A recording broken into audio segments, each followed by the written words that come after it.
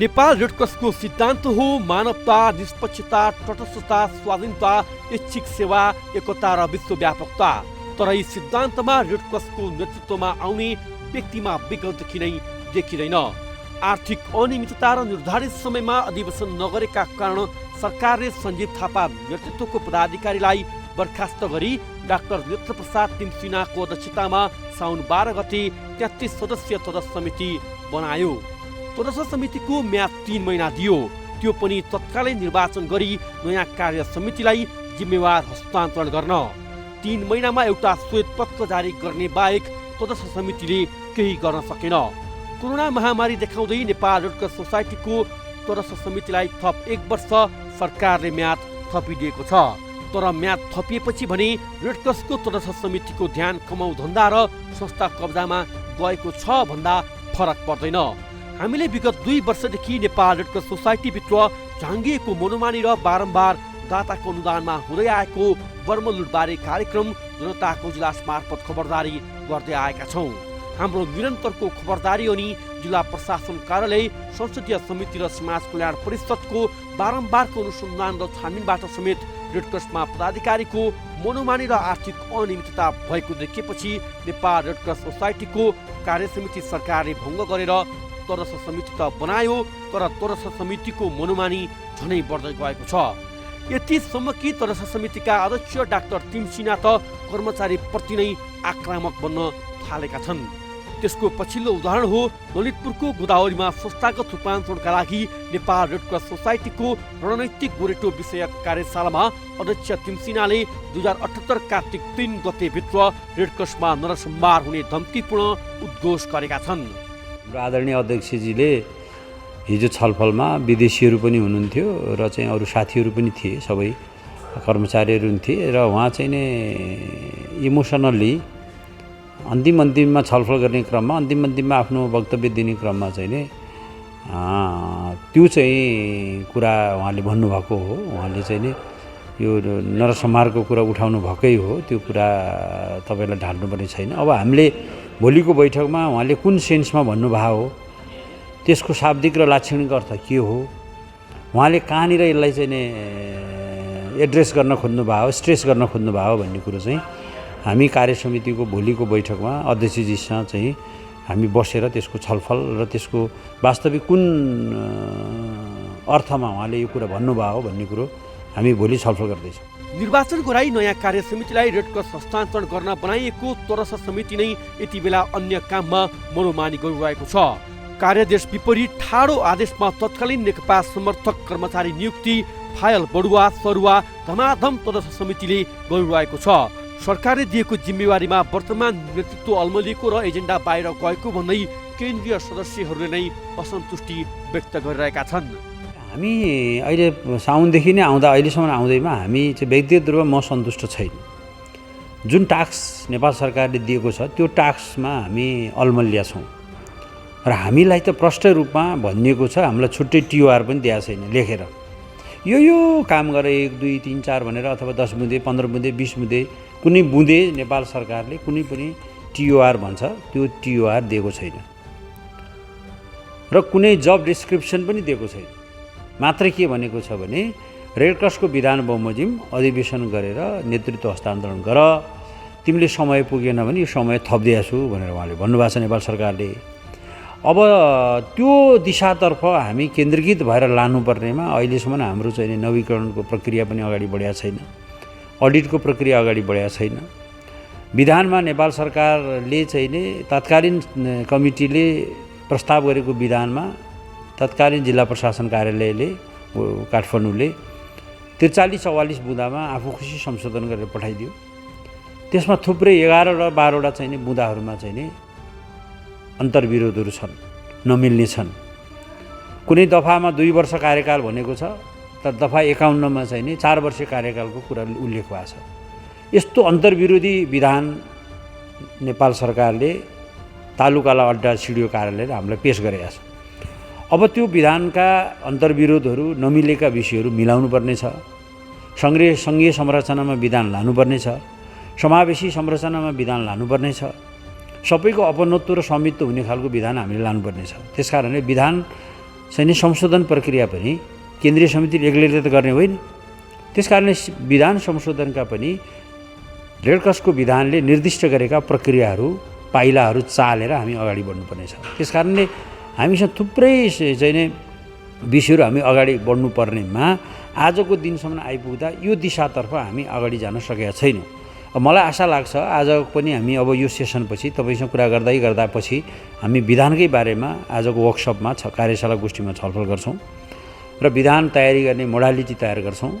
विधानका आधारभूत चिजहरूमा हामी एक किसिमको सहमति गर्छौँ र चाहिँ नि विधानलाई प्रक्रियागत रूपले अगाडि बढाउने र संशोधनका प्रक्रियाभित्र प्रवेश गराउने काम चाहिँ नि भोलिको कार्यसमितिले वैधानिक रूपमा अगाडि बढाउँछ भन्ने मलाई लाग्छ। त्यसपछि मात्रै केही स्वरूप लिएला। तर आजसम्म आइपुग्दा चाहिँ नि हामी अल्मलिएका छौँ। नेपाल सरकारले तोकिएको जिम्मेवारीमा पुग्नका निमित्त त्यो लक्ष्य, त्यो मिसन, भिजन, गोल एचिभ गर्नका निमित्त हामी अहिले पनि अल्मलिरहेछौँ। अब हामीले भनेका छौँ अब अल्मलिने समय छैन, हामीलाई डिस्काउन्ट पिरियड छैन। हामीले आगामी 78 कार्तिकभित्र नेतृत्व हस्तान्तरण गर्नुपर्ने हुन्छ। त्यसको टाइमलाइन बनाएर अगाडि बढ्नुपर्छ भन्ने चाहिँ नि सबैको दृष्टिकोण छ। हामी पनि त्यसैमा प्रतिबद्ध छौँ। विगतको कार्यसमिति भन्दा आफूलाई झनै शक्तिशाली देखाउन अध्यक्ष तिमसिनाको तदर समितिले उपशाखा, जिल्ला शाखा, प्रदेश सभाहरू विघटन गर्ने तयारी गरिरहेको छ।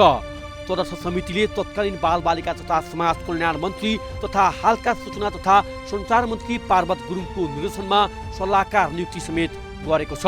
यो रेडक्रसमा सल्लाहकार बनाएको पहिलो पटक हो।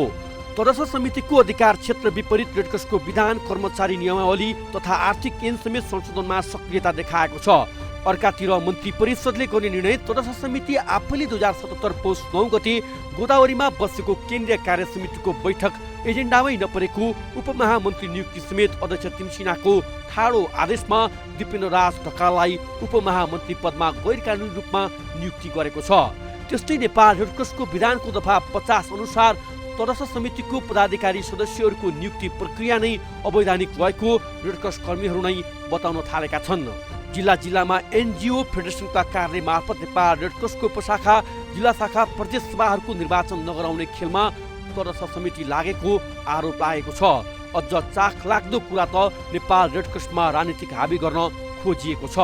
तत्कालीन नेकपा समर्थित कर्मचारीलाई मात्रै बढुवा र सेवा सुविधा दिन तदर्थ समिति नै लागि परेको छ। निर्वाचित कार्य समितिले महाधिवेशनबाट पारित गरेपछि मात्र पास हुने कर्मचारी सेवा अवधि उमेर हद आफै संशोधन गरेर अर्को बदमासी तदर्थ समितिले गरेको छ। यही परिस्थितिमा रेडक्रस केन्द्रीय कार्य समितिको निर्वाचन गरेमा पुनः काङ्ग्रेस पक्षधरले निर्वाचनमा जित्ने एनजिओ फेडरेसन प्रतिवेदन पश्चात निर्वाचन छल्न तदर्थ समितिले अनेक प्रपञ्च खेलिरहेको छ। जसको उदाहरण हो भक्तपुर र स्याङ्जा जिल्ला शाखाको निर्वाचन। रेडक्रसका सवारी साधन तथा उपकरणमा समेत पछिल्लो समय चरम दुरुपयोग भएको पाइएको छ। के थियो त तदर्थ समितिलाई दिएको कार्यदेश र काम? नम्बर 1, सम्मानित सर्वोच्च अदालतको मिति 2076 भदौ 24 गतिको फैसला अनुसार छिटोभन्दा छिटो केन्द्रीय कार्य समितिको महाधिवेशन र निर्वाचन गर्ने। नम्बर 2, जिल्ला प्रशासन कार्यालयको चलानी नम्बर 616 मिति 2076 असोज 29 को संस्था दर्ता नवीकरणका लागि 11 बुँदे कागजात पेश गर्ने। नम्बर 3, 2077 माघ मसान्तमा म्याद समाप्त हुने जिल्ला शाखाहरूको निर्वाचन सम्पन्न गर्ने गराउने। नम्बर 4, आन्तरिक राजस्व कार्यालयले माघ भोरे बमोजिमका लेखा परीक्षण प्रतिवेदन पेश गरी करचुक्ता प्रमाणपत्र लिने। नम्बर 5, नेपाल सरकार समक्ष नेपाल रेडक्रस कानुन प्राप्तिका लागि विशेष पहल गर्ने। यी 5वटा काम गर्नुपर्ने तदर्थ समितिले कार्यदेश विपरीत बाहिर गएर आफ्नो पार्टीका समर्थक, कर्मचारी नियुक्ति, फाइल बढुवा, परामर्शदाता नियुक्ति, सल्लाहकार नियुक्ति र जिल्ला शाखाको निर्वाचन स्थगन, विधान संशोधन प्रक्रिया, कर्मचारी तथा आर्थिक नियमावली संशोधन, संस्थाको स्वरूप परिवर्तन गर्न नै लागि परेको पाइएको छ। यी परिघटनाले रेडक्रसमा भ्रष्टाचार र अनियमितता झनै फस्टाउने सङ्केत दिइरहेको छ। तदर्थ समिति गठन भएपछि भएका अवैधानिक कार्यहरू। तदर्थ समितिको अधिकार क्षेत्र विपरीत रेडक्रसको विधान संशोधन कार्य प्रारम्भ गर्नका लागि केन्द्रीय सदस्य अरुण खनालको संयोजकत्वमा समिति गठन। मन्त्री परिषदले गर्ने नियुक्तिलाई लत्याउँदै वर्तमान तदर्थ समितिले एजेन्डामा नै नराखी एकलौटी रूपमा 2077 पौष 9 गते गोदावरीमा बसेको केन्द्रीय कार्य समितिले उपमहामन्त्री पदमा दिपेन्द्र राज ढकाल नियुक्ति नै गैर कानुनी। कार्यदेश विपरीत ठाडो आदेशमा एमाले समर्थक कर्मचारी नियुक्ति, फाइल बढुवा सरुवा सल्लाहकार नियुक्ति र उपशाखा जिल्ला शाखा प्रदेश सभाहरू विघटन गर्ने तयारी। कर्मचारी नियमावली तथा आर्थिक नियमावलीहरू संशोधन गरेर निर्देशकहरूको 5 वर्ष र कार्यकारी निर्देशकको 3 वर्षीय कार्यकाल बनाउने निर्णय, जुन वर्तमान तटस्थ समितिको अधिकार क्षेत्रभित्र पर्दैन। कर्मचारी नियमावली विपरीत 30 र 58 वर्षीय उमेर हद बनाउने निर्णय, जुन निजामती सेवा नियमावली विपरीत छ।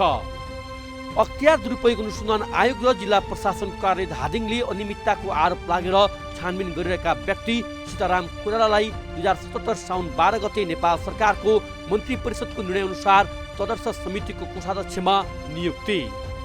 2072 सालको भूकम्पपछि भूकम्प पुनर्लाभ कार्यक्रमबाट वर्तमान तदर्थ समितिका सदस्य तथा सिन्धुलीका सभापति अशोक श्रेष्ठ, तत्कालीन धादिङ जिल्लाका सभापति तथा तदर्थ समितिका केन्द्रीय कोषाध्यक्ष सीताराम कोइराला र तदर्थ समितिका केन्द्रीय सदस्य तथा ललितपुर जिल्लाका सभापति बाबुराजा महर्जनले अनुरियम भनी मासिक तलब खाएपछि जिल्ला प्रशासन कार्यालयबाट छानबिन गरी फिर्ता गर्न ताकेता गरिरहेका व्यक्तिलाई नेपाल सरकारको मन्त्री परिषदको निर्णय अनुसार तदर्थ समितिको पदाधिकारीमा नियुक्ति। वर्तमान तदर्थ समितिका उपाध्यक्ष शर्मिला कार्की, जो नेपाल रेडक्रसको विधान विपरीत केही दिन अघि प्रधानमन्त्री केपी शर्मा ओलीले विस्तार गरेको नेकपाको केन्द्रीय कमिटीको सदस्यमा नियुक्ति। नेपाल रेडक्रसको विधानको दफा 50 अनुसार तदर्थ समितिको पदाधिकारी सदस्यहरूको नियुक्ति प्रक्रिया नै अवैधानिक। विधानमा केन्द्रीय कार्य समितिको पदाधिकारी सदस्य हुनका लागि रेडक्रस सदस्य भएको 4 वर्ष पुरा भएको हुनुपर्दछ, जुन दफा 50लाई जिल्ला प्रशासन कार्यालय काठमाडौँले 2076 पुस 30 गते 41 दफा संशोधन गरी प्रमाणीकरण गरिसकेको छ। नेपाल रेडक्रस सोसाइटी कर्मचारी सेवा नियमावली 2051 सातौं संशोधन 2071 परिच्छेद 2 को दफा 2.17 को दुरुपयोग गरी परामर्शदाता भन्दै 7औं 8औं तहमा आफू निकटका कर्मचारीहरू नियुक्ति।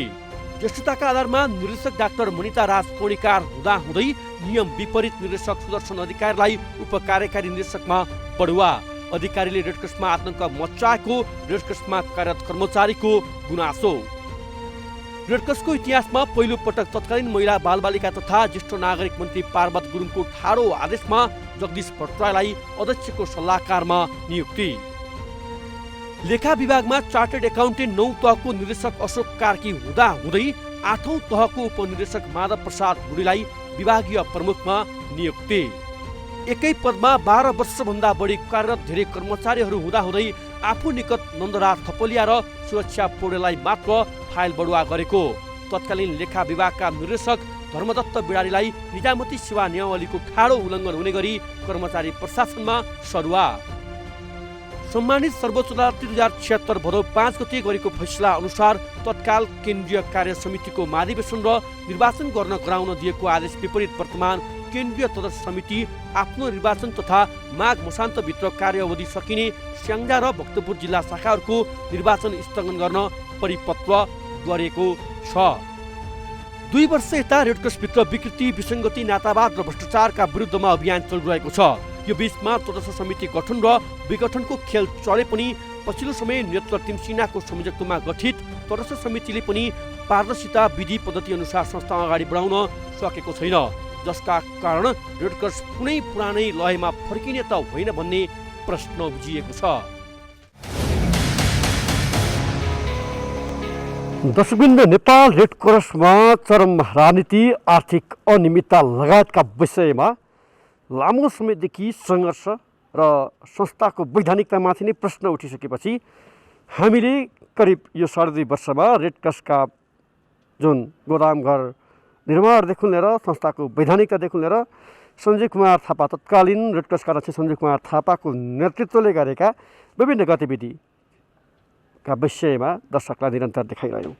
र यही बिचमा सरकारका विभिन्न समाज कल्याण परिषद, यसै गरी महिला बालबालिका जो यससँग तालुकदार राख्ने मन्त्रालय र जिल्ला प्रशासन कार्यालय लगायतले रेडक्रसमा छापा हान्नेदेखि रेडक्रसका फाइल उठाएर यसमा छानबिन गर्नेदेखि तत्कालीन समयमा समाज कल्याण परिषदले गठन गरेका विभिन्न समितिहरूले पनि रेडक्रसमा आर्थिक अनियमितता भएको छ भएर सरकारलाई प्रतिवेदन बुझाएको अवस्था थियो र सरकारले यसैलाई मध्यनजर गर्दै 2077 साउन 12 गते तदर्थ समिति गठन गर्यो र तदर्थ समितिको गठन हामीले स्पष्ट बुझ्न सक्छौँ कि एउटा संस्थामा एउटा जुन संस्थाले गरेका गतिविधिहरूमाथि विभिन्न प्रश्नहरू उठिसकेपछि या लामो समयदेखि एउटै व्यक्ति संस्थामा रहँदाखेरि त्यहाँभित्र हुने आर्थिक अपचलन लगायतका विषयमा प्रश्न उठिसकेपछि तत्काल त्यसलाई टुङ्ग्याउनलाई तत्काल निर्वाचनको प्रक्रियामा लैजानका लागि सरकारले निश्चित म्यान्डेट दिएर निश्चित मापदण्ड दिएर गठन गरेको समिति जुन नेत्र तिमसिनाको अध्यक्षतामा सरकारले त्यो पनि एउटा भनौँ भागभण्डामा 19 नेकपा र 14 नेपाली काङ्ग्रेस सहितको संयुक्त तथा समिति गठन गर्यो भागभण्डाका आधारमा। र यो समितिले तत्काल कोभिडका कारणले गर्दाखेरि केही गर्न नसकेको या दिएको म्यान्डेट तत्काल पुरा गर्न सकिने अवस्था नरहेको भन्दै केही समयअघि श्वेतपत्र जारी गर्यो र 78 कार्तिकसम्ममा निर्वाचन गरेर सरकारलाई या नयाँ कार्यसमितिलाई या नयाँ नेतृत्वलाई हस्तान्तरण गर्ने भनेर जुन सरकारबाट म्यान्डेट पाएको छ र अहिले यति बेला यो समितिले के गरिरहेको छ हामीले यसमा पनि खोजी गरेका छौँ र विशेष गरी अझै प्रश्नहरू छन्। हाम्रा प्रश्नहरूको त जवाफ आएको छैन। जुन गोदाम घर निर्माण र खरिदको कुराकोदेखि लिएर रेडक्रसको जुन निर्माणाधीन भवनका विषयमादेखि लिएर रेडक्रसका आन्तरिक गतिविधिका विषयमा पनि विविध प्रश्न छन्। यी विविध प्रश्नहरूसहित वर्तमान नेतृत्वले के गर्दैछ र नेतृत्वसँग केही प्रश्नहरू हाम्रा रहेका छन्। ती प्रश्नको जवाब दिनका लागि मसँग वर्तमान अध्यक्ष नेत्र तिमसिना हुनुहुन्छ जो नेपाल रेडक्रस सोसाइटीका वर्तमान अध्यक्ष हुनुहुन्छ। सरलाई स्वागत छ। हजुर नमस्कार। यहाँहरूलाई आराम हुनुहुन्छ? एकदम ठिकठाक। अहिले तपाईँ आइसकेपछि केही गर्न पाउनु भएन कोभिडका कारणले गर्दाखेरि र श्वेतपत्र जारी गर्नुभयो र अब यो संस्थालाई विधिवत रूपमा लैजानुपर्छ भनेर लाग्नु भएको छ। धेरै कुराहरू श्वेतपत्रमा उल्लेख पनि थियो, हामी पनि थियौँ त्यहाँ। अहिले तपाईँ आइसकेपछि अहिलेसम्म भएका कामहरू के हुन् र के गर्दै हुनुहुन्छ? हामीले खास गरेर नेपाल सरकारले हामीलाई एउटा म्यान्डेट दिएको छ कि अब अहिले यसलाई विधान संशोधन गरेर विधानलाई अलिकति त्यसलाई लोकतान्त्रिक बनाएर समावेशी बनाएर अनि त्यो संशोधित विधानको आधारमा महाधिवेशन गरेर निर्वाचित समितिलाई हामीले चाहिँ यो रेडक्रस हस्तान्तरण गर्ने। त्यसो गर्दा हामीले सुरुदेखि नै 3टा कुरालाई प्राथमिकतामा पारेका थियौँ। एउटा चाहिँ हाम्रो संस्थाको अहिलेसम्म नवीकरण भएको छैन, होइन? यो 1.5 वर्ष भयो नवीकरण चाहिँ रोकिरहेछ। नवीकरण नहुनुको कारण चाहिँ हामीले अहिले भनौँ न एउटा चाहिँ एकीकृत रिपोर्ट अडिट रिपोर्ट बनाउनु पर्ने रहेछ जिल्लादेखिको लिएर।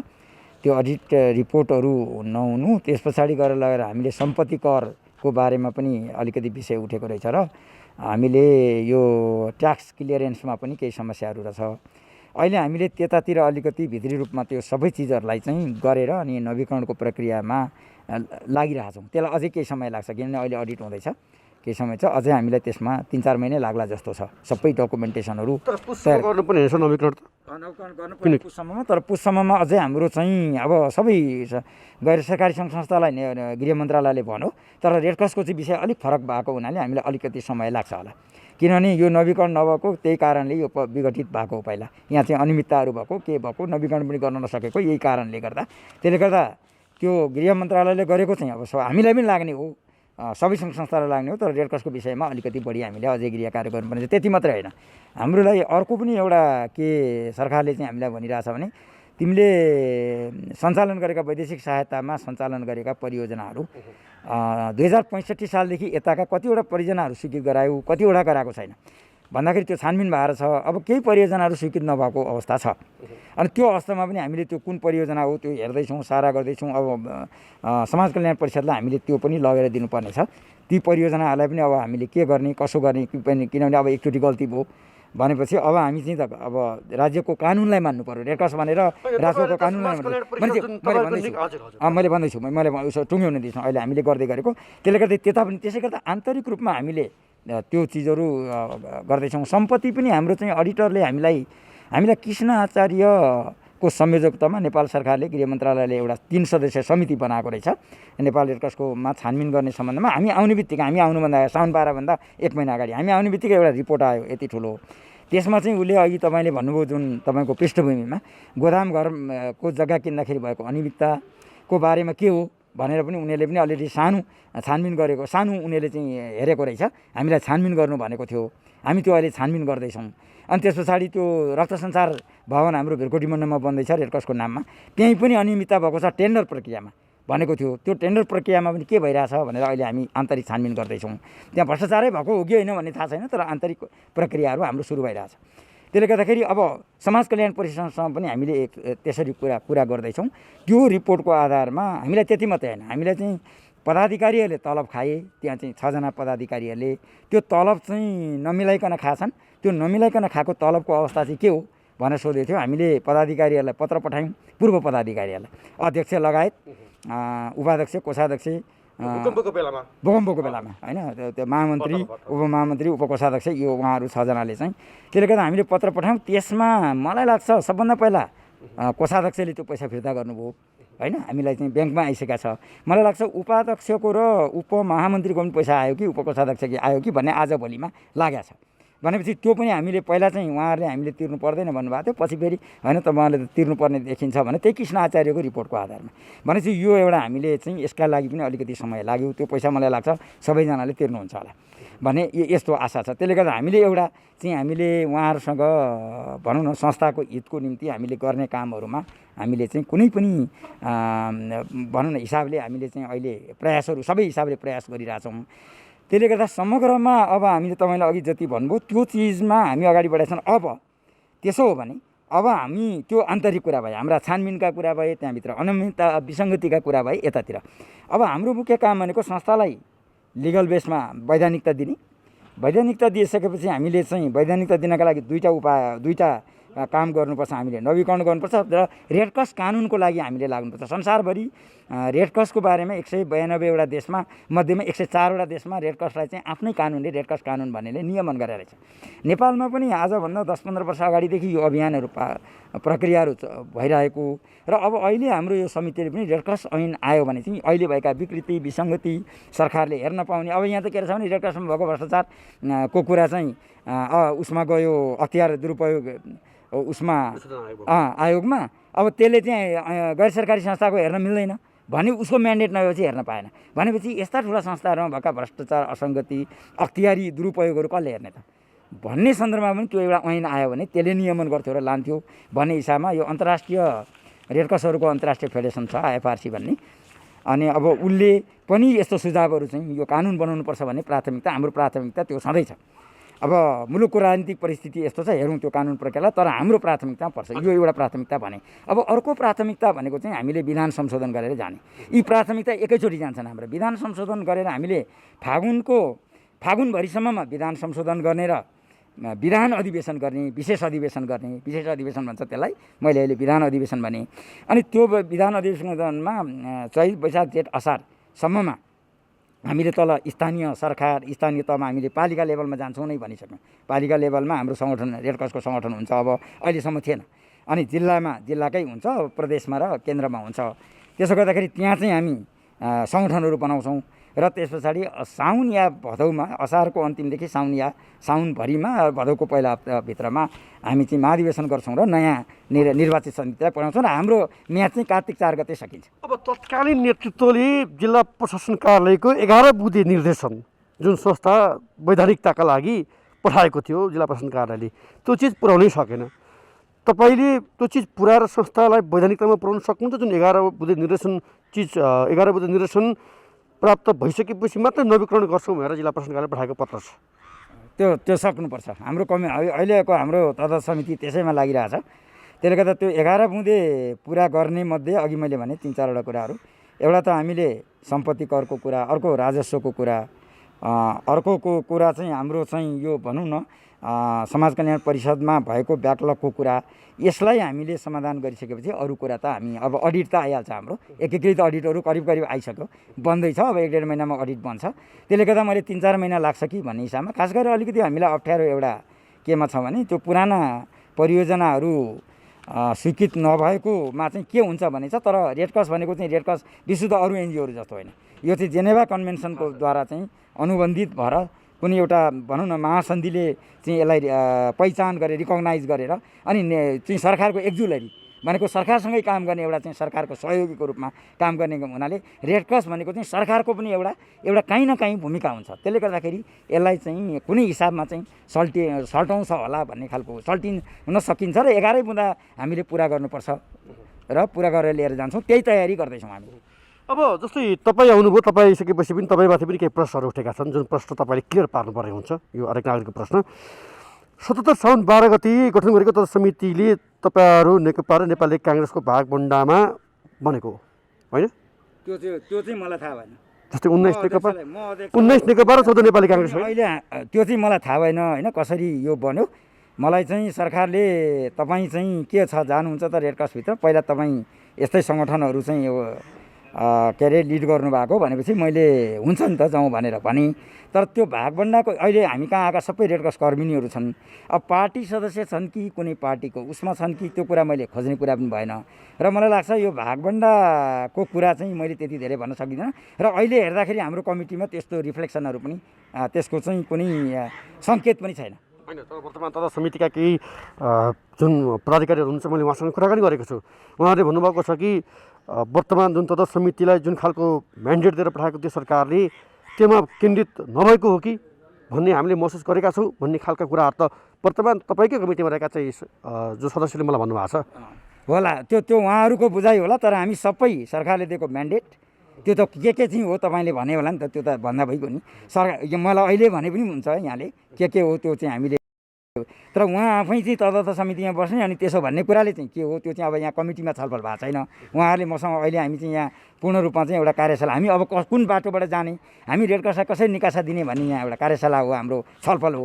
हामी यो छलफलमा छौँ। त्यहाँ मैले सुनेको छैन, हिजोदेखि बसिरहेको छौँ घनीभूत रूपमा। योभन्दा अगाडि केन्द्रीय समितिका सबै बैठकहरू सौहार्दपूर्ण रूपमा भइरहेछन्।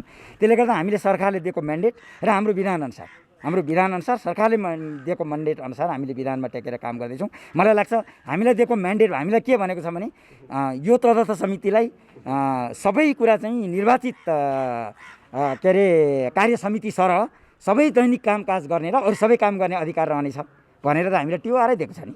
अनि त्यो टिओआरमा बसेर काम गर्ने हो, अन्यथा गर्दा त हामीलाई पनि कारवाही हुन्छ। भनेको निर्वाचन होइन, यसो भयो अब तपाईँको दैनिक संस्था सञ्चालनको गतिविधि त हुने नै भयो, त्यो त तथा समितिलाई त गर्नु नै पर्यो, नभए त संस्था कसरी चल्छ।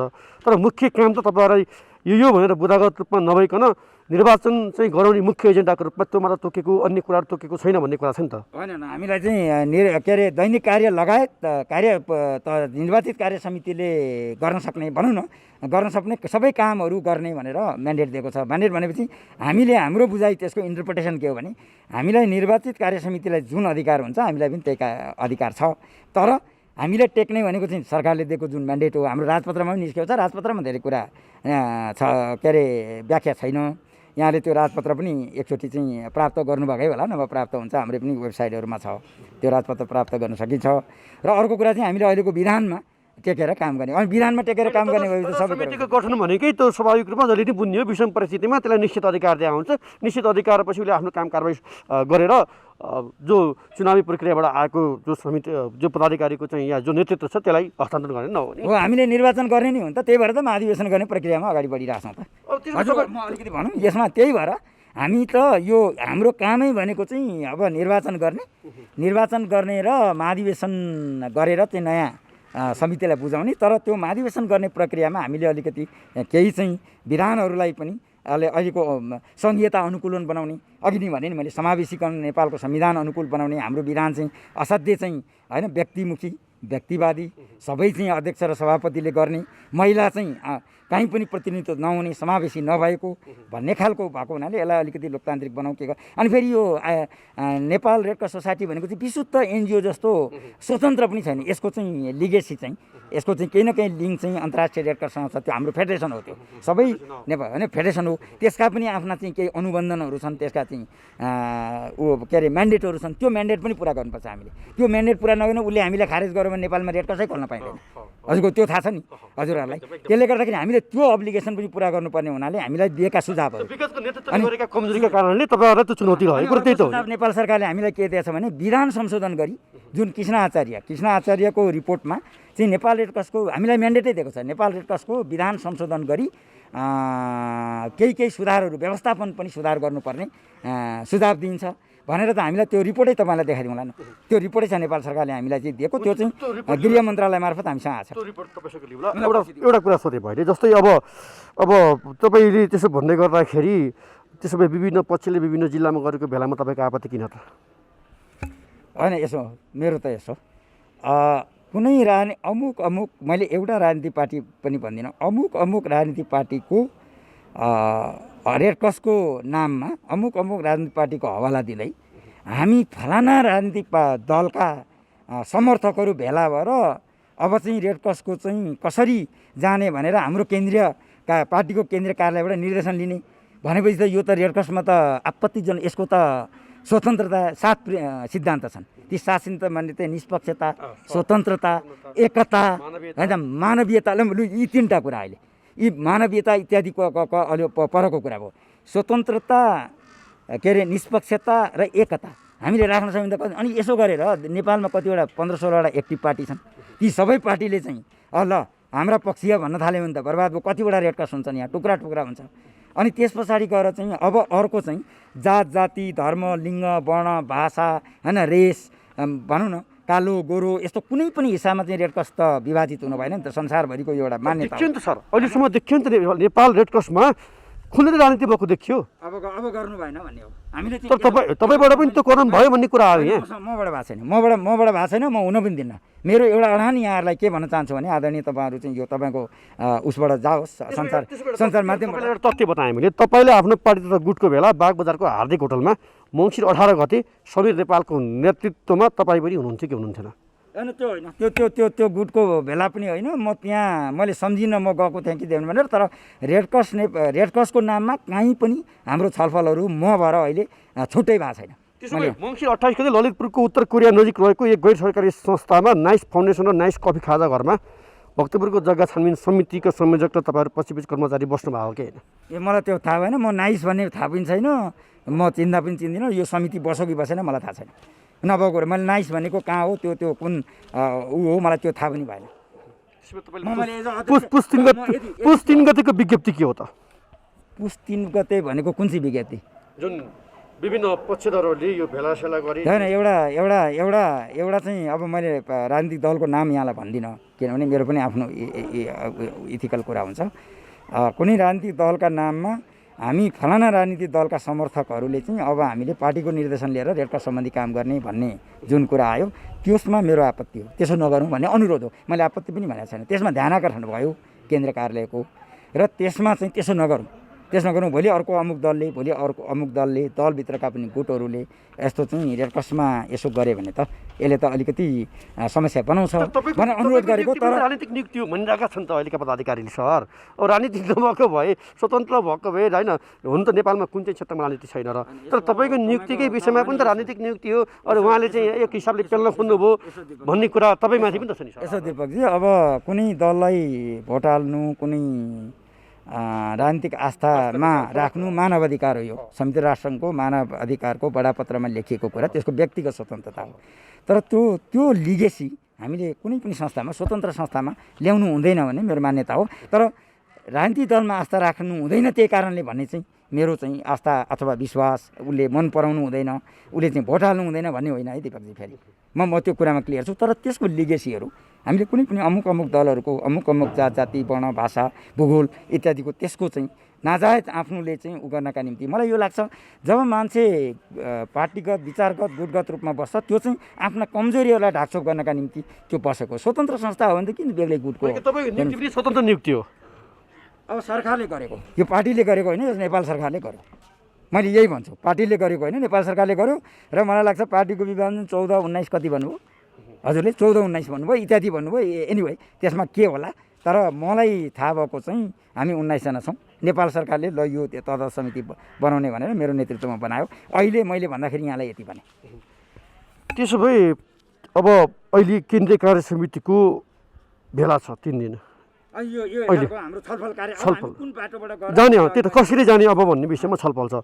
हिजो तपाईँले कार्यक्रममा नरसंहार गरिदिन्छु म अब आउने कार्तिकसम्ममा भनेर चाहिँ यहाँ बसेका सभापति पदाधिकारीहरूलाई चाहिँ थर्काउनु भयो। त्यो चाहिँ अध्यक्ष जस्तो व्यक्तिले होस हवासमा भन्नुभयो या आक्रोशमा भन्नुभयो या के थियो त्यसको पछाडिको चाहिँ अर्थ तपाईँले त भन्नुभयो हिजो। होइन यसो हो, मैले त्यो शब्दलाई चाहिँ हामीले यो यदि यो हामीले रेड क्रसलाई अब हामीले निकासा दिन सकौँ भने यो विघटनतर्फ जान्छ। त्यसले गर्दा हामीले होस गर्नुपर्छ भन्ने सन्दर्भमा भनेको मैले आज त्यो शब्द फिर्ता पनि लिइसकेँ साथीहरूसँग। यदि मैले यसो भयो होइन, मैले भनेको हो कि होइन मैले थाहा पाइनँ, तर साथीहरूले के भन्नुभयो भने तपाईँले यसो भन्नुभयो यो शब्द चाहिँ नभनेको भए हुन्थ्यो भनेपछि मैले त मेरो चाहिँ यो विघटनतर्फ जान्छ है, यो अझै कोल्याप्स होला कि हामीले सरकारले चाहिँ हामीलाई राम्रो बनाऊ भनेर दियो, तर हाम्रो अघि भने नि विभिन्न कारणले अमुक कारणहरूले विभिन्न चाहिँ कारणहरूले गर्दाखेरि त्यसो भयो भने चाहिँ यो विघटनतिर जान्छ भन्ने मेरो आशा हो। मेरो त्यस्तो अन्यथा कुनै आशा हो। त्यो शब्द फिर्ता लिनुहुन्छ तपाईँ? फिर्तै लिइसकेँ मैले यदि त्यसो भनेको हो भने मलाई थाहा छैन, यदि मैले त्यसो भने अन्तिममा भने मैले फिर्ता लिएँ भनेर अघि फर्मल्ली भनिसकेँ मैले। बिहानै मिटिङमा मलाई एकजना साथीले भन्नुभयो तपाईँले यस्तो कुरा तपाईँको सबै ठिक थियो तर अन्तिममा तपाईँले यसो भन्दाखेरि यो भन्नु त्यसो भने मैले फिर्ता लिन्छु भने फिर्ता लिएँ। त्यो मैले कुनै मेरो नियतपूर्ण आशयगत इत्यादि होइन, तर विघटनतर्फ जाने भन्नेमा त्यो शब्द चयनमा अलिकति काहीँ यसो त्रुटि भयो, त्यति हो कुरा। यसमा त्यस्तो गर्ने सारा गर्ने त्यो रेड क्रसको चाहिँ आफ्नो त्यो म्यान्डेट इत्यादि कोही माथिबाट कसैको चाहिँ भनौँ न मन्त्रालय होइन, अब कसैको हात छ कि यसो म माथि अहिले कोही पनि छैन। म माथि विधान छ, सिडिओले नियमन गर्छ हामीले, किनभने नियमनकारी संस्थालाई हामीले 2000 नेपाल सरकारको ऐन संस्था दर्ता ऐनले नियमन गर्छ। त्यसको नियमनकारी निकाय भनेको सिडिओ कार्यालय हो, गृह मन्त्रालय हो, त्यसलाई हामीले लिङ्क गर्नुपर्छ। त्योभन्दा माथि म यहाँलाई एकदम फ्रेङ्कली भन्छु कोही पनि छैन। र मैले त्यसो गरेको पाउनुभयो भने अर्को एपिसोडमा मलाई चाहिँ तपाईँले कुरा गर्दा हुन्छ। म त्यति विश्वासका साथ भन्छु यहाँ। अब तपाईँ आइसकेपछि केही गतिविधि या केही कामहरूको मुख्यमध्ये कर्मचारीको यो प्रमाणपत्रको छानबिनको प्रक्रिया पनि अगाडि बढो भन्ने कुरा आयो र अब नामै भन्नुहुन्छ भने म नामै भन्छु कसको भनेर। जस्तै हरिमोहन श्रेष्ठ र डम्बर विष्टको प्रमाणपत्र यो नक्कली हो कि भन्ने कुराहरू र यो छानबिन भइसकेपछि कारबाहीका लागि तपाईँ र महामन्त्रीमा सिफारिस भयो। किन कारबाही गर्न डराउनु भयो तपाईँ? अनि यसो यो हामी आउनुभन्दा अगाडि नै यो 1.5 वर्ष 2-3 वर्षदेखि नै यो विषय नक्कली प्रमाणपत्र भएका मान्छेहरू धेरै छन् होइन छन् भन्ने त्यस्तो 2-3 वर्ष अगाडिदेखि रेड क्रसमा भइराखेको छ। पहिला रिपोर्ट पनि भइराखेको रहेछ होइन, त्यो रिपोर्ट भइराखेको रहेछ। अब हामी आइसकेपछि त्यो ठ्याक्कै हामी कहीँ मुद्दैको रूपमा निवेदनैको रूपमा त त्यसरी आएको छैन। अब यो विषय हो भने यो के हो त भनेर सामान्य महामन्त्री हाम्रो अथवा हाम्रो पदाधिकारी बैठकमा छलफल भएको छैन। महामन्त्री र मेरो बिचमा चाहिँ सामान्य कुराकानी भयो। कुराकानी भइसकेपछि हामीलाई कस्तो छ भने हामीले यदि त्यो हो भने त यो लामो प्रक्रिया लाग्छ हेर्नुहोस्। यो छानबिन अनि मैले हाम्रो बिचमा के छलफल भयो भने यो छानबिन भनेको चाहिँ ल जो तपाईँ कहाँ पढेर आउनुहुन्छ, मैले बेलायत पढेर आएको, मैले बेलायतबाट मास्टर्स पिएचडी दुइटै गरेँ, मेरो उहीँको डिग्री छ भनेपछि मेरो डिग्री चाहिँ गलत हो कि ऊ हो भनेर तपाईँ इन्डिया पढेर आउनुभयो अनि त्यसपछि कोही कहाँ पढेर आयो, त्यसले गर्दा तँ चाहिँ तेरो नक्कली रहेछ भन्न पाइएन। खास गरेर चाहिँ अब हामीले फेरि हाम्रो स्टाफले त्यहाँको चाहिँ प्रशासनले एकचोटि सबैका 500 जनाका चाहिँ 500 हाम्रा जति कर्मचारी हुनुहुन्छ उहाँहरूको चाहिँ फाइल अपडेट गरौँ। त्यो फाइल अपडेट गर्दाखेरि सर्टिफिकेट पनि एकचोटि अपडेट गरौँ र सर्टिफिकेट अपडेट गरेपछि अर्को प्रक्रिया चाहिँ के हो त भन्ने खालको कुरामा गर्दाखेरि प्रशासनले त्यो सर्टिफिकेट अपडेट गर्ने चाहिँ निर्देशन दिएको रहेछ। त्यो पनि हामीले भन्दा पनि प्रशासनको नियमित प्रक्रिया गरौँ उसले। तपाईँसँग आइसकेपछि तपाईँले ल फेरि पुनर्विचार गर्ने कि पुनः छानबिन गर्ने कि भन्ने कुरा त हुन्छ नि। भन्दैछु त्यसरी आयो। त्यसरी आइसकेपछि अब हामीले त्यो सबै चिजलाई हेर्नका निम्ति त्यसमा अगाडि जानका निम्ति समय लाग्छ। तर यदि नक्कली प्रमाणपत्र इत्यादि रहेछ र भनेदेखि हामी त्यो छानबिन गर्छौँ। तर मैले पाएको विशेष सूचनाका आधारमा राजनीतिक दबाब तपाईँमाथि सिर्जना अब महामन्त्री तपाईँमाथि कारबाही नगर्नु, किनकि 20औं वर्षदेखि 22औं वर्षदेखि काम गरेका कर्मचारी रहेकाले चाहिँ कारबाहीको प्रक्रिया अगाडि नबढाउनु भन्ने दबाब आएको भन्ने कुरा हो, सही हो? त्यो गलत हो। त्यो मलाई कसैले कर्मचारीले पनि भन्नुभएको छैन हामीलाई यस्तो दबाब दिए के गरे भनेर। राजनीतिक दबाब त आउने कुरै भएन नि, यहाँ माथि राजनीति नै छैन भन्छु म। किनभने त्यहाँको प्रक्रियाले तर छानबिनको प्रक्रिया बाटामा हिँड्दै तेरो सर्टिफिकेट चाहिँ इन्डियाबाट अमेरिकाबाट पढेर आएको रहेछ, यो रसियाबाट पढेर आएको रहेछ, त्यसले गर्दा तेरो प्रमाण के अरे सर्टिफिकेट चाहिँ नक्कली छ भन्न पाइएन। नजिर हेरौँ न सर, नेपालमा विभिन्न प्रधान न्यायाधीशका चाहिँ घटनाक्रमदेखि लिएर धेरै नजिर छन् यहाँ त। तर हामीले यसबाट पछाडि परेको र भागेको होइन, हामी यो प्रक्रियालाई चाहिँ हेर्छौँ गर्छौँ। तर हिजोको आज रिजल्ट आउँदैन, केही समय लाग्छ, यसको पूर्ण प्रक्रियामा जानुपर्छ र प्रक्रिया हामी अगाडि लैजान्छौँ।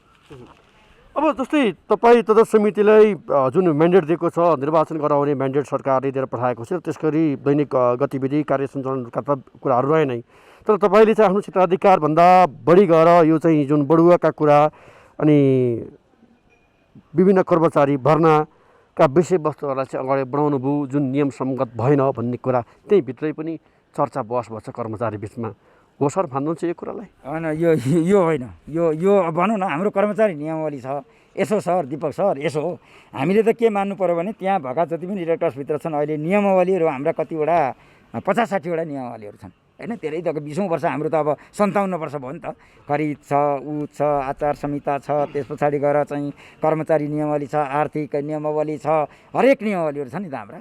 त्यसो गर्दाखेरि चाहिँ हरेक नियमावली त्यो नियमावलीभित्र रहेर कर्मचारीको सरुवा बढुवा भन्दा पनि कर्मचारीलाई हामीले डिपार्टमेन्टमा कुन डिपार्टमेन्ट कसरी रिसफल गर्ने, हरेक 2-2 वर्ष पछाडि डिपार्टमेन्ट चेन्ज हुँदो रहेछ, त्यो हामीले सामान्य डिपार्टमेन्टहरू चेन्ज गऱ्यौँ। अनि त्यस पछाडि अब कुनै कर्मचारीलाई पनि नयाँ भर्ना त अब अहिले नयाँ कर्मचारी आउने अवस्थै छैन, हामीसँग परियोजनाहरू नै छैन। अब भएका परियोजनाहरूमा पनि परियोजना सकिन लाग्यो भने एउटा क्राइटेरिया बनाएर, एउटा सूचकहरू बनाएर, एउटा कुनै चाहिँ मापदण्ड बनाएर, त्यो मापदण्डका आधारमा चाहिँ अब कर्मचारीहरू केही 5 जना मध्ये 1 जना राख्नु पऱ्यो भने ती 4 जना चाहिँ अब म यो कारणले म परिनँ भनेर उनीहरू खुसी हुनु पऱ्यो भनेपछि एउटा त्यो प्रक्रिया बनाएर अगाडि जाउँ भन्ने प्रक्रियामा हामी लागिरहेछौँ। समय एकदमै हामीसँग चाहिँ अब 3 महिना त हामीले केही गर्न पाइएन, अब अहिले 2 महिना, यही पनि अहिले पनि त कोभिड त मुक्त भएको होइन। हामी चाहिँ अहिले यो मिटिङ बस्ने क्रममा पनि हामी 3वटा बोर्ड मिटिङहरू भर्चुअल बस्छौँ। भर्चुअल भन्दा हाम्रा केन्द्रीय सदस्यहरूको बिचमै पनि चिनजान नै गर्न सकिएन, त्यसले गर्दा यो कार्यशाला गरेर अगाडि बढौँ त्यसरी भनेर अहिले यसपालि गरिएको। फेरि पैसा पनि धेरै खर्च हुँदो रहेछ, त्यो पैसा पनि अब हरेकचोटि फिजिकल मिटिङ बस्दा गाह्रो हुन्छ, त्यो पैसा पनि बचाउनु पऱ्यो, किनभने अहिले चाहिँ रेड क्रस चाहिँ माइनसमा छ, करिब हामी चाहिँ 3 करोड घाटामा छौँ रेड क्रस चाहिँ विभिन्न कारणले। अब यो कोभिड इत्यादि, हाम्रो रक्त सञ्चार सेवामा चाहिँ पर्याप्त रक्त सञ्चार के अरे उहरू हुन नसक्नु इत्यादि विभिन्न कारणले गर्दा, त्यसले गर्दाखेरि चाहिँ हामीले सबै कुरामा यो मित्रविताको कुरामा कसरी जाने भन्ने खालले पनि अब हामीले त्यो मिटिङहरूलाई पनि घटायौँ, भर्चुअल गऱ्यौँ। त्यसले गर्दाखेरि यो प्रक्रियामा चाहिँ कुरा त्यस्तो हो। दिएपछि जस्तै अब अहिले जुन केन्द्रीय कार्य समितिको बैठक जारी छ, अब यो विधान संशोधनको कुराहरू लगायत कार्यशाला भोलि जारी छ, तर यो चाहिँ यसका लागि विभिन्न जिल्लाबाट आउनुभएका चाहिँ तपाईँका निकट व्यक्तिलाई चाहिँ दैनिक 8,000सम्म पनि भत्ता दिएर राखेको छ अरे, विशेष रूपमा यो होटलमा भन्ने कुरा पनि गाई आयो। के हो सर? म भनिहाल्छु, यो मिथ्या हो, यो मिथ्या हो। बरु तपाईँको माध्यमद्वारा म त यो सञ्चार माध्यम प्राइम धेरै मान्छेले हेर्छन्, मैले चाहिँ के भन्न चाहन्छु यहाँलाई भनेदेखि चाहिँ हामी कुनै पनि पदाधिकारीले बैठक भत्ता लिँदैन, किन हामी आएपछि चाहिँ हामीले पहिलो घोषणा मित्रविताको घोषणामा कुनै पनि पदाधिकारीले बैठक भत्ता नलिने र अरू कुनै सेवा सुविधा पाउँदैन। तर कस्तो भने यहाँ बस्दाखेरि चाहिँ यो जुन बस्ने, किनभने हामी बिहान 7:30 बजीदेखि बेलुका 9 बजीसम्म छलफल गर्नुपर्ने हुन्छ, सारा गर्नुपर्ने हुन्छ, यही पनि हामीले यहाँ नगरौँ भनेको। तर कम्तीमा पनि हामीले एउटा केही न केही अगाडि बढ्नु पऱ्यो। फेरि पनि यसरी गरिएन भने हामी बिचमा सहमत हुँदैन। अघि नै भनिसक्नुभयो तपाईँकै मेरै कार्य समितिमा भएको मान्छेले म्यान्डेट बेगर अध्यक्षले काम गर्यो भन्ने, यस्तै मिसअन्डरस्ट्यान्डिङ हुन्छ र हामी एक आपसमा बसेर चाहिँ हाम्रो कमन अन्डरस्ट्यान्डिङ के हो भनेर जाउँ भनेर हामीले यसो बाँचेको, त्यो सम्पूर्ण रूपमा मिथ्या हो। कसैले 8,000 1,000 कति पनि पाउँदैन। मैले चाहिँ यो र काहीँ तपाईँले यो पाउनु भएको छ भने त्यसपछि मलाई तपाईँको कठागरामा उभ्याउनु होला। ओके पनि सर, त्यसमा नियमित हामी फलोअपमै छौँ, किनकि 2.5 वर्षदेखि त रेड क्रसका विषयमा प्रत्येक विषयवस्तु उजागर गरिरहेका हामीले तपाईँ आइसकेपछि पनि यसको सूक्ष्म अध्ययन अनुसन्धान जारी छ र आगामी दिनमा तपाईँ गर्दै हुनुहुन्छ, त्यो कुरा बताउँला। अब अन्तमा मैले भने 2.5 वर्षमा हामीले उठाएका मुख्य मुद्दाहरूमध्ये आर्थिक अनियमितताका कुराहरू, संस्थाको वैधानिकताको कुरामा त जिल्ला प्रशासन कार्य लागिरहेको अवस्था छ। अब जुन विभिन्न क्षेत्र जस्तै सवारीकै करका कुराहरूदेखि लिएर तपाईँको चाहिँ जुन त्यहाँ रक्त सञ्चार केन्द्र सञ्चालित गरिरहेको छ त्यसको व्यवस्थापनको कुराहरू, जुन रगत तेरादेखि त्यसको व्यवस्थापनमा चाहिँ नागरिकले दिएको रक्तदानको पनि व्यवस्थापन सही भएन भन्ने कुरादेखि लिएर, गोदामघरको कुरादेखि लिएर, भूकम्पको बेलामा बाहिरबाट आएका सहयोगहरूलाई चाहिँ तपाईँको चाहिँ त्यहीँभित्रका कर्मचारीले चाहिँ घर लिएर गए विशेष सामग्रीका तस्बिरदेखि लिएर तपाईँको चाहिँ विभिन्न परियोजनाहरू जुन आफू निकटका व्यक्तिलाई दिएका भन्ने घटनाक्रमदेखि लिएर यी विविध प्रश्नहरू छन्। यी विषयमा छर्लङ्ग जुन विषयवस्तुहरू उठेछन् अनियमितताका विषयमा, यसका विषयमा चाहिँ हामीले कहिलेसम्म या तपाईँले पनि छानबिन कमिटी बनाउनु भएको छ भन्ने कुराहरू छ, कहिलेसम्म आइपुग्छ बाहिर? खोजेको कुरो त यो हो जनताले। यो दिपकजी यो कस्तो भने यो 20औं वर्षदेखि जम्मा भएको यो समस्याहरू रहेछ यहाँभित्र र रेड क्रस चाहिँ अलिकति ठुलो संस्था एकदम कम्प्लेक्स रहेछ क्या, कम्प्लेक्स रहेछ। अब तपाईँले जति भन्नुभयो केही चिजहरूमा हामी अलिकति अगाडि बढ्दैछौँ, सानो चिजहरूबाट अगाडि बढ्दैछौँ। तपाईँले भनेका सबै चिजहरू जस्ताको तस्तै हामी सबै कम्प्लिट गर्न सक्दैनौँ होला, तर हामीलाई कम्तीमा 5 महिनापछि बिचमा पनि भेटौँ, किनभने तपाईँहरूको माध्यमद्वारा हामीले चाहिँ हाम्रा भएका कुराहरू लानका निम्ति हामी पनि खुसी नै हुन्छौँ। गर्न सकेको कुरा गर्न नसकेको सकिएन र अब यसमा भने यो हाम्रो अहिलेको कार्यसमितिको बसिरहँ, अर्को कार्यकाल पनि चुनाव जितौँ भन्ने यस्तो होइन। हामीलाई दिएको म्यान्डेटबाट हामीले चाहिँ अर्को कार्यसमितिलाई हामीले बुझाउनै पर्छ। त्यसले गर्दा हामी अर्को म्याद थपौँ, यो गरिँदैन। म्याद महाधिवेशन गर्न सकेन भने एउटा लेख्ने हो, जसले बनायो नेपाल सरकारले, उसैलाई हामीले सकेनौँ, तपाईँ जे गर्नुहुन्छ गर्नुहोस् भनेर बुझाउने हो बरु। तर हामी म्याद थप्ने फेरि त्यस्तो गर्दैनौँ, त्यो गर्दैनौँ। त्यो फेरि अर्को म्याद थप्ने के गर्ने म कम्तीमा गर्दिनँ, म त्यहीँ राजीनामा दिएर म गर्न सक्दिनँ भनेर जसले बनायो नेपाल सरकारले, त्यही नेपाल सरकारलाई हामीले लेखेर दिन्छौँ। तर हामी यो सबै प्रयास गर्छौँ र सञ्चार माध्यमको पनि यसको सुधारको निम्ति, यसको रूपान्तरणको निम्ति हामीलाई सहयोग चाहिन्छ। यहाँले सहयोग गर्नुहोस् र अब रेड क्रसलाई अलिकति तपाईँहरूलाई पनि गौरव होला, तपाईँहरूले जुन विषय उठाएर आउनु भएको छ, यो चाहिँ अलिकति सुधारको बाटो जान सक्ने रहेछ भनेर, र हामीलाई 5 महिना जति समय दिनुहोस् न। हुन्छ सर, है यहाँलाई धेरै यो मौका तपाईँले जुन दिनुभयो यसमा चाहिँ धेरै धन्यवाद। फेरि भेटौँला। दर्शकवृन्द, हामीसँग हुनुहुन्थ्यो नेपाल रेड क्रस सोसाइटीका अध्यक्ष नेत्र तिम सिन्हा। र यति चाहिँ हामी पक्कै भन्छौँ कि यो संस्थामाथि लामो समयदेखि प्रश्न उठ्दै गर्दाखेरि सरकारले गठन गरेको तदर्थ समितिले अहिले जुन खालका गतिविधि गरिरहेको छ, त्यो गतिविधिमाथि फेरि पुनः प्रश्न उठिरहेका छन्। अर्थात् नेत्र तिम सिन्हा पनि कतै विवादमा पर्न थाल्नु भएको त होइन भन्ने प्रश्न हामीले होइन, समग्र रेड क्रस कर्मी र सम्बन्ध नागरिकहरूले हामीलाई गराउनु भएको छ। र अहिले उहाँले गरेका गतिविधि पनि जुन गतिविधि सरकारले दिएको कार्यक्षेत्रभन्दा माथि उठेर गर्नुभयो भन्ने खालका प्रश्नहरू उठिसकेपछि हामीले उहाँसँग नै के भएको हो त भन्ने विषयमा कुराकानी गऱ्यौँ। र आगामी दिनमा रेड क्रसप्रति जुन रेड क्रसको उद्देश्य सिद्धान्त छ र यो गरिमा बोकेको संस्था, एउटा अन्तर्राष्ट्रिय संस्था जुन विश्वभर छ, यो पवित्र संस्था नेपालमा भने जहिले पनि विवाद रहित संस्थाको वैधानिकता अनियमितताको अखडाका रूपमा परिचित हुँदै आएको छ। यतिसम्म कि समाज कल्याण परिषद अर्थात् नियमनकारी निकायसँग पनि सहकार्य गर्दैन। यो संस्थाका विषयमा जुन वर्तमान तदर्थ समितिले कसरी काम गर्छ, श्वेत पत्र जारीपछि अहिले विधान संशोधनदेखि लिएर संस्थाको दर्ता प्रक्रियामा अगाडि बढ्दै गर्दाखेरि नेत्र तिम सिन्हामाथि पनि विभिन्न प्रश्नहरू उब्जिएका छन्। यसमा भने निरन्तर निगरानी र खबरदारी गरिरहनेछौँ र निरन्तर रूपमा दशकका 2.5 वर्षदेखि नेपाल रेड क्रसभित्रका हरेक गतिविधि देखाइरहँदाखेरि वर्तमान नेतृत्वले के गर्छ त्यसका विषयमा पनि निरन्तर खबरदारी र निगरानी गर्नेछौँ। यसलाई बिदा माग्छौँ। Prime times television, भेट्नुहोला।